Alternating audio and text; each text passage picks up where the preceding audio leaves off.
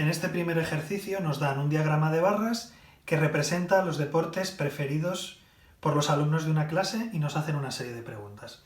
En la primera, ¿cuál es el deporte que más gusta? Pues tenemos que buscar aquel cuya frecuencia absoluta sea la mayor, que en un diagrama de barras se corresponde con la barra más larga, esto es el fútbol, es el deporte que más gusta. Y luego nos preguntan cuál es el que menos gusta, pues justo al contrario, tendremos que buscar aquel cuya frecuencia absoluta sea la más pequeña, que coincide con la barra más corta, es decir, el voleibol. En el apartado B, ¿cuántos prefieren el tenis? Aquí lo que nos tenemos que fijar muy bien es de cuánto en cuánto va la escala en las frecuencias absolutas, que siempre están en el eje de ordenadas, en el eje Y, en el eje vertical. Bueno, pues en este caso tenemos que ver que va de 2 en 2, como el tenis pasa la segunda rayita, que sería el 4, y luego está a la mitad, es decir, tiene una persona más porque va de 2 en 2, la mitad es 1, pues al final tenemos que concluir que 5 personas prefieren el tenis. Y por último nos preguntan cuántos alumnos hay en total. Para ello tendremos que sumar los 10 alumnos que prefieren el baloncesto. El voleibol tenemos que saber interpretar que es 1, recordad que va de 2 en 2 cada rayita, como es la mitad, pues 1. En el caso del fútbol se ve muy bien que lo prefieren 20, el tenis lo hemos respondido antes que eran 5 personas y el ajedrez lo prefieren 4. Lo sumamos todo y nos da como resultado que hay 40 alumnos. En este caso, en lugar de un diagrama de barras, nos dan un histograma, que la diferencia es si los datos son discretos, como en el caso anterior, o como en este caso que están agrupados. Y nos dan una información más para que sepamos interpretar la escala de las frecuencias absolutas, eje Y, eje vertical. Nos dicen que hay un único alumno que pesa más de 70 kilos y eso ocupa justo un cuadradito. Ese dato es importante para que sepamos que la escala en el eje vertical va de 1 en 1, en este caso. Bueno, pues hechas esas aclaraciones, vamos con las preguntas. En la primera, ¿de qué color es la barra donde se ubica un alumno de 57 kilos? Nos tenemos que fijar que en el eje de las X, donde está el peso en kilos, va de 5 en 5 kilos. A eso se le llama intervalo, que os vaya sonando, ¿vale? Pues tenemos que ubicar que el 57 está entre 55 y 60, y eso se corresponde con la barra amarilla. Entonces tendremos que responder que es amarillo porque su peso está justamente en el intervalo que va de 55 a 60 kilos. En el apartado B nos dicen ¿cuántos alumnos pesan entre 60 y 65 kilos? Hemos tenido que entender de antes que la escala va de 1 en 1, porque en otro ejemplo podría ser otra, y en este caso, como no aparece, pues la tendríamos que ser capaz de deducir, pero con los datos del problema ya sabemos que va de 1 en 1, entonces contamos en la barra azul que sube hasta el cuarto cuadradito. Por eso podemos responder que hay 4 alumnos que pesan entre 60 y 65 kilos. En el apartado C, ¿cuántos alumnos pesan más de 50 kilos? Pues los que pesan más de 50 kilos son la franja verde, la amarilla, la azul, la naranja y la otra azul. Entonces sumamos todas esas barras, que son 8 entre 50 y 55 kilos, es contar los cuadraditos, 7 entre 55 y 60 kilos, 4 entre 60 y 65 kilos, 1 más entre 65 y 70 y 1 más entre 70 y 75. Hemos sumado todas las barras a partir del 50. Y eso sumado da 21 alumnos pesan más de 50 kilos. Y en la última pregunta, ¿cuántos alumnos hay en clase? Tendríamos que sumar todas las alturas de todas las barras.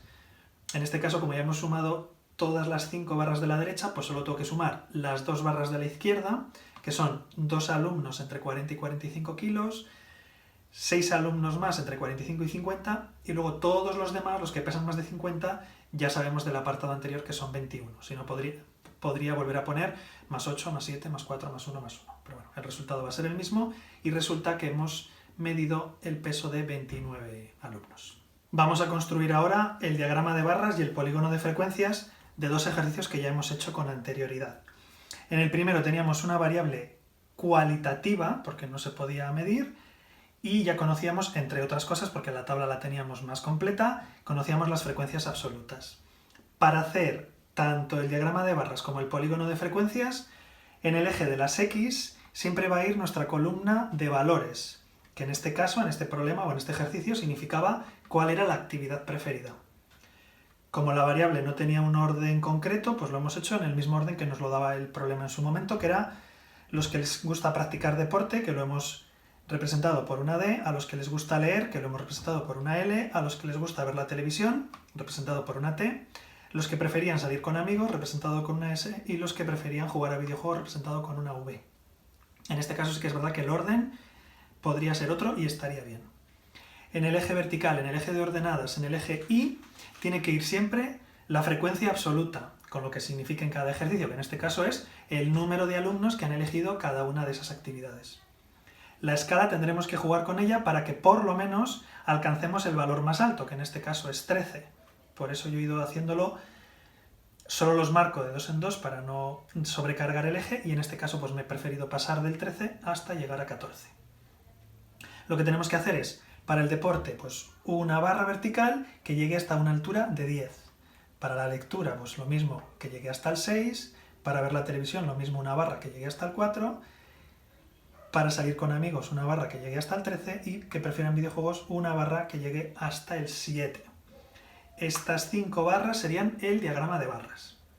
Y como también nos piden el polígono de frecuencias, marcamos con un punto, por ejemplo, la altura de cada una de las barras. Ahí tenéis los puntos marcados y se traza normalmente con trazo recto, de ahí que se le llame polígono. Unimos esos puntos y ya tendríamos esta otra parte que sería el polígono de frecuencias. Y nos lo piden también para un segundo ejemplo que ya habíamos hecho, que era cuántos libros habían leído durante el verano una determinada cantidad de alumnos de una clase. No había leído ningún libro 5 alumnos, un libro lo habían leído 11 alumnos, así hasta completar la clase que era de 30 alumnos. Pues lo mismo, para hacer la tabla de frecuencias en el eje X, siempre la de los valores con lo que signifique, que en este caso es el número de libros leídos durante el verano. En este caso sí que tiene que ir ordenada, porque la variable es cuantitativa, es numérica, entonces la ordenamos. Lo que no es obligatorio es marcar el 0 como hacíamos en la parte de funciones, que el 0 debería estar justo aquí. En estos diagramas se podría haber empezado ahí, o para que se vea un poquito más claro, pues yo he preferido poner el 0 aquí a la derecha. Ahí no habría una obligación, como en el tema de funciones, de que el 0 esté donde se cortan los ejes. Lo que sí que es importante es que estén ordenados. Aunque nadie había leído 5 libros en este ejercicio, aquí sí lo tengo que poner, ya la veremos porque tiene que quedar ese hueco, para que se vea un poco la evolución, y siempre obligatorio en el eje de las X, os recordad que van los valores. Y en el eje Y va la frecuencia absoluta, con lo que signifique y etiquetándolo, que en este caso vuelve a ser número de alumnos. Una vez más tengo que llegar como mínimo a la frecuencia absoluta mayor que tenga en la tabla, que en este caso es el 11. Como solo he marcado de 2 en 2, el 11 no le tengo marcado como número, pero realmente va de 1 en 1 la escala y he llegado al menos hasta 11. Lo demás ya exactamente igual que en el caso anterior, aunque la variable ahora sea numérica. 0 libros lo han leído 5 personas, pues tenemos que hacer una barra que suba hasta el 5. Un libro, una barra que suba hasta 11 alumnos, 2 libros, 6 alumnos, 3 libros, 4 alumnos, 4 libros, 3 alumnos, el 5 no lo había leído nadie y en la tabla de frecuencias podíamos no escribirlo, pero aquí sí que marcamos que en el 5 no lo ha leído nadie, simplemente no habría barra, y en el 6 un alumno. Con esas barras ya tendríamos el diagrama de barras. El polígono de frecuencias marcaríamos los puntos, en el caso de que no hay barra pues lo marcamos en el 0, y unimos con trazos para crear ese polígono de frecuencias.